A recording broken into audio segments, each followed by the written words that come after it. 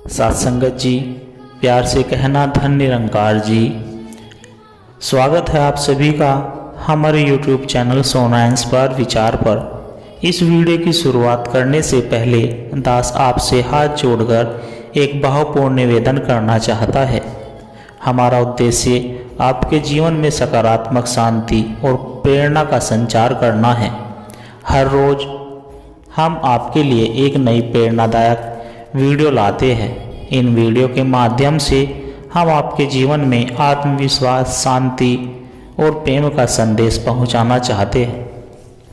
आपसे निवेदन है, कृपया हमारे चैनल को सब्सक्राइब करें और नोटिफिकेशन को ऑन करना न भूलें, जिससे कि आप किसी भी अनमोल साखी, सत्संग या संदेश से वंचित न रहे। आज की हमारी कहानी का विषय है भक्ति का स्थान क्या होना चाहिए। आइए साथ संगत जी जानते हैं इस कहानी के माध्यम से। साथ संगत जी, गांव में एक महान संत स्वामी अच्युतानंद जी रहते थे। इनकी भक्ति और सरल जीवन शैली के कारण लोग उन्हें भगवान का दूत मानते थे। उनका आश्रम गांव के बाहर एक पुराने पीपल के पेड़ के नीचे था, जहां रोज भजन कीर्तन होते और दूर दूर से लोग उनके सत्संग में आते थे। गांव में ही एक धनवान व्यक्ति सेठ धनीराम रहता था। वह मंदिरों में खूब दान करता, पूजा पाठ कराता, लेकिन उसके मन में अहंकार भरा था। उसे लगता था कि उसकी भक्ति सबसे उत्तम है, क्योंकि वह सबसे ज़्यादा दान करता है और सबसे बड़े बड़े यज्ञ कराता है। एक दिन गांव में सूखा पड़ गया। किसान परेशान था, फसलें सूख रही थी, तालाब खाली हो गए थे। गांव के लोग स्वामी जी के पास पहुंच गए और बोले, गुरुदेव, हम सब भगवान के भक्त हैं, रोज पूजा करते हैं, फिर भी यह आपदा क्यों? स्वामी जी मुस्कुराए और कहा, भगवान भक्ति से प्रसन्न होते हैं, लेकिन सच्ची भक्ति क्या है यह जानने का समय आ गया है। वह गांव के सबसे अमीर व्यक्ति सेठ धनीराम के पास गए और बोले, सेठ जी, गांव के लोगों को पानी की बहुत ज़रूरत है, क्या आप अपने कुएं का पानी सबके लिए खोल सकते हैं? सेठ ने झट से मना कर दिया, गुरुदेव, यह कुआं मेरे पुरखों का है, अगर सब लोग इसे इस्तेमाल करेंगे तो पानी खत्म हो जाएगा। स्वामी जी ने बस मुस्कुराकर सिर हिला दिया। फिर वह एक गरीब किसान रामलाल के पास गए। वह बहुत गरीब था, लेकिन दिन रात भगवान का नाम लेता रहता था। स्वामी जी ने उससे पूछा, रामलाल, अगर तुम्हारे पास कुछ हो तो क्या तुम दूसरों की मदद करोगे? रामलाल ने बिना सोचे समझे कहा, गुरुदेव, जो कुछ भी मेरे पास है वह भगवान का दिया हुआ है। अगर मेरे पास पानी होता तो मैं हर किसी को दे देता। स्वामी जी ने आंखें बंद की और बोले, यही सच्ची भक्ति है। स्वामी जी ने सेठ धनीराम को समझाया, दान और यज्ञ से अधिक जरूरी है सेवा भाव।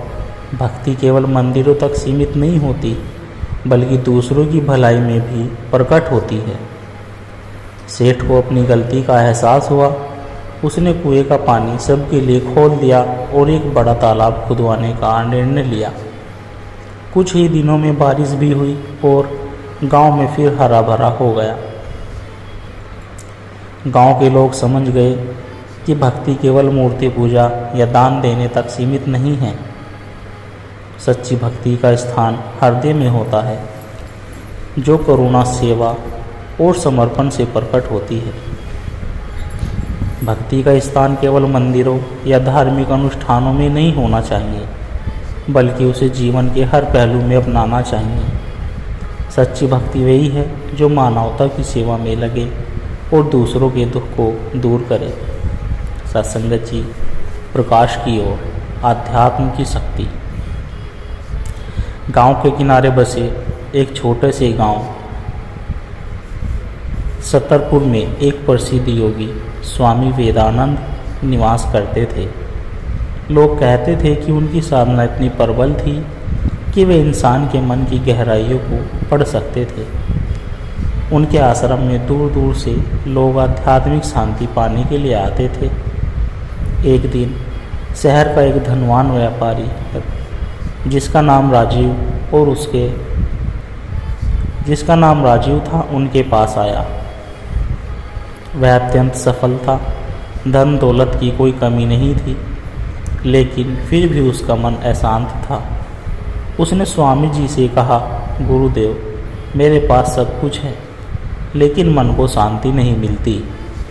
मैं हमेशा किसी अनजाने भय और असंतोष से घिरा रहता हूँ। कृपया मुझे मार्ग दिखाइए। स्वामी वेदानंद बोले, राजीव, तुम 3 दिन आश्रम में रहो और जो मैं कहूँ वह करो, फिर मैं तुम्हें उत्तर दूंगा। पहले दिन स्वामी ने राजीव से कहा, अगर तुम पूरे दिन मौन रहोगे, न किसी से बात करोगे, न कुछ लिखोगे, बस अपने भीतर झांको। राजीव के लिए कठिन था। उसने सोचा, मैं इतना बड़ा व्यापारी हूँ, हर समय मुझे निर्णय लेने होते हैं, मैं मौन कैसे रह सकता हूँ। लेकिन स्वामी जी की बात मानते हुए वह मौन साधना करने लगा। शाम होते होते उसने महसूस किया कि उसकी बाहरी दुनिया से अधिक उसके भीतर एक शोर था। विचारों का शोर, चिंताओं का शोर, भविष्य और अतीत की उलझन। दूसरे दिन स्वामी जी ने उसे आश्रम के कामों में लगा दिया। कभी वह आश्रम की सफाई करता, कभी भोजन परोसता, कभी ज़रूरतमंदों को खाना खिलाता। राजीव, जो हमेशा आदेश देने का आदी था, अब वह सेवा कर रहा था। शाम को वह थक गया और बोला, गुरुदेव, इससे मुझे शांति कैसे मिलेगी। स्वामी जी ने कहा, जब तुम केवल अपने लिए जीते हो तो अहंकार और इच्छाएं बढ़ती है, लेकिन जब तुम दूसरों की सेवा करते हो तो तुम्हारा अहंकार गलने लगता है और आत्मा हल्की हो जाती है। तीसरे दिन स्वामी जी उसे गंगा किनारे एक गुफा में ले गए। वहाँ शांति थी, केवल जल की धारा बह रही थी और पक्षियों की मधुर आवाज़ें सुनाई दे रही थी। स्वामी जी ने कहा, अब अपनी आंखें बंद करो और अपने भीतर जाओ, अपने विचारों को देखो, लेकिन उनसे जुड़ो। राजीव ने ऐसे ही किया। पहले तो उसके मन में अनेक बातें विचार आए, व्यापारी की चिंताएं, परिवार की बातें, भविष्य की योजनाएं, लेकिन धीरे धीरे उसने पाया कि उसके विचार थमने लगे। कुछ समय बाद उसके भीतर एक गहराई शांति फैल गई। जब उसने आंखें खोली तो उसकी आंखों में एक नई चमक थी। उसने कहा, गुरुदेव, मैंने पहली बार शांति को महसूस किया। यह बाहरी चीज़ों में नहीं बल्कि हमारे भीतर है। स्वामी जी ने कहा, यह अध्यात्म का पहला चरण है। सच्ची शांति बाहरी उपलब्धियों में नहीं बल्कि आत्म जागरूकता में है। जब तुम अपने भीतर उतरते हो तो वही आत्मा का वास्तविक आनंद है। राजीव ने प्रणाम किया और कहा, अब मैं समझ गया कि केवल धन से जीवन पूर्ण नहीं होता। सेवा, ध्यान और आत्म जागरूकता ही सच्चे सुख के स्रोत है। उस दिन से राजीव का जीवन बदल गया।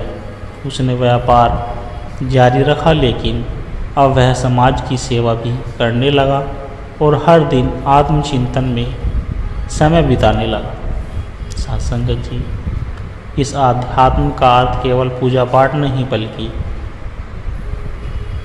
अपने भीतर झांकना, सेवा करना और मन को शांत करना है। जब हम भीतर की यात्रा शुरू करते हैं तो सच्ची शांति और आनंद हमें स्वतः ही प्राप्त हो जाते हैं।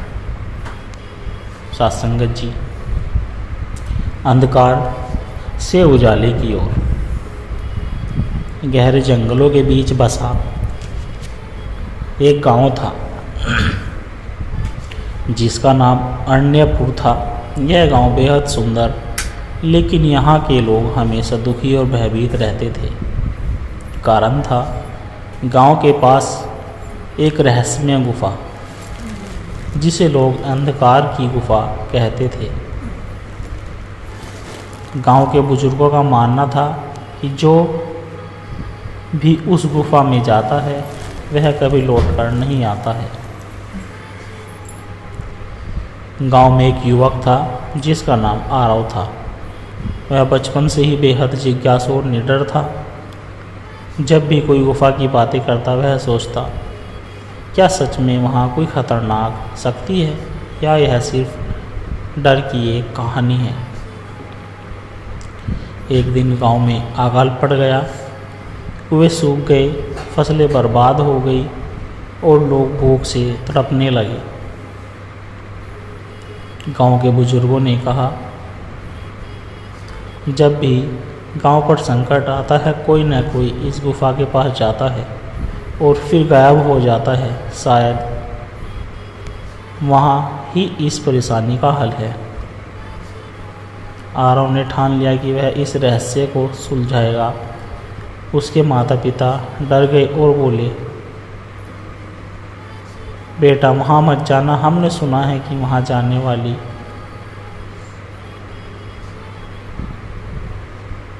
कभी वापस नहीं आते। लेकिन आरव अपने निर्णय पर अडिग था। रात के अंधेरे में जब पूरा गांव सो रहा था, आरव एक मशाल लेकर गुफा की ओर बढ़ा। जैसे जैसे वह गुफा के करीब पहुंचा, हवा तेज चलने लगी। गुफा का द्वार बहुत बड़ा और डरावना था। जैसे ही वह अंदर गया, चारों ओर घना अंधेरा था। लेकिन आरव नहीं रुका। वह धीरे धीरे आगे बढ़ता गया। अचानक उसे किसी के रोने की आवाज़ सुनाई दी। वह सतर्क हुआ और आवाज़ की दिशा में बढ़ा। कुछ ही दूर पर उसने देखा गांव के कुछ लोग जो सालों पहले यहाँ आए थे, पत्थर की मूर्तियों में बदल चुके थे। वे सभी एक अजीब सी शक्ति से जकड़े हुए थे। और फिर अचानक एक गूंजती हुई आवाज़ आई, तुम यहाँ क्यों आए हो युवक? आरव ने चारों ओर देखा, लेकिन कोई दिखाई नहीं दिया। उसने साहस जुटाकर कहा, मैं यहाँ सत्य जानने आया हूँ, तुम कौन हो?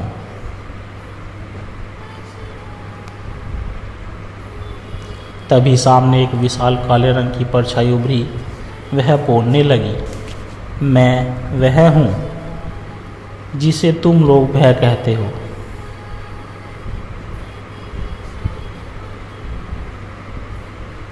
मैं सदियों से इस गुफा में बसता हूँ। लोग मुझसे डरते हैं, इसलिए मैं और शक्तिशाली होता गया। लेकिन जो मेरा सम्मान करता है वह मुक्त हो जाता है। आरव को समझ आ गया कि यह अंधकार असल में लोगों के डर का ही रूप है। उसने अपनी मशाल को और ऊंचा उठाया और कहा, तुम सिर्फ एक भ्रम हो। अगर लोग डरना बंद कर दे तो तुम कुछ नहीं कर सकते। जैसे ही उसने यह कहा, गुफा में तेज रोशनी हो गई।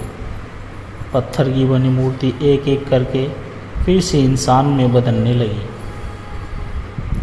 वे सभी रोशनी में नहाकर जाग गए। आरव और बचाए गए लोग जब गांव वापस लौटे तो सब हैरान रह गए। उन्होंने देखा कि गांव का सूखा खत्म हो गया, कुएं फिर से भर गए और फसलें फिर से लहलहा रही थी। गांव के बुजुर्गों ने कहा, यह किसी चमत्कार से कम नहीं। आरव मुस्कुराया और बोला, यह चमत्कार नहीं, यह डर को हराने की ताकत है। हम जितना डरते हैं उतना ही वह हमें कमज़ोर बनाता है, लेकिन जैसे ही हम डर का सामना करते हैं वह ख़त्म हो जाता है। उस दिन से गांव में लोग निडर और आत्मविश्वासी हो गए। उन्होंने सीखा कि असली राक्षस कोई गुफा में नहीं बल्कि हमारे मन में छुपा हुआ है। साथ संगत जी, इस कहानी से हमें यह सीख मिलती है कि डर तब तक मजबूत रहता है जब तक उसका सामना नहीं करते, लेकिन जैसे ही हम उसकी आंखों में आंखें डालकर खड़े हो जाते हैं वह कमज़ोर पड़ जाता है। जीवन में कोई भी समस्या संभव नहीं होती, बस हमें अपने डर को हराकर आगे बढ़ना होता है।